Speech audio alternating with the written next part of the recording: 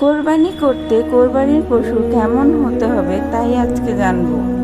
4 পা বিশিষ্ট পশু যেমন গরু, মহিষ, উট, ছাগল, ভেড়া এবং দুম্বা এই রকম গৃহপালিত পশু হতে হবে। কোরবানির পশু সুস্থ ও নিখুঁত হতে হবে। নবী করিম সাল্লাল্লাহু আলাইহি সাল্লাম বলেন, কিয়ামতের দিন কোরবানিকৃত পশু তার লোম, খুর, শিং নিয়ে উপস্থিত হবে। কোরবানির পশুর বয়স গরু, মহিষ 2 বছর, উট 5 বছর, ছাগল, ভেড়া, দুম্বা অন্তত 1 বছর হতে হবে। কোরবানির পশু ত্রুটি মুক্ত হওয়া। নবী করিম সাল্লাল্লাহু আলাইহি সাল্লাম বলেছেন, স্পষ্ট খোঁড়া প্রাণী, একদম অন্ধ প্রাণী, খুব অসুস্থ প্রাণী, অত্যাধিক দুর্বল প্রাণী যে আর কখনো সুস্থ হবে না, এমন প্রাণী কোরবানি দেয়া জায়েজ নয়।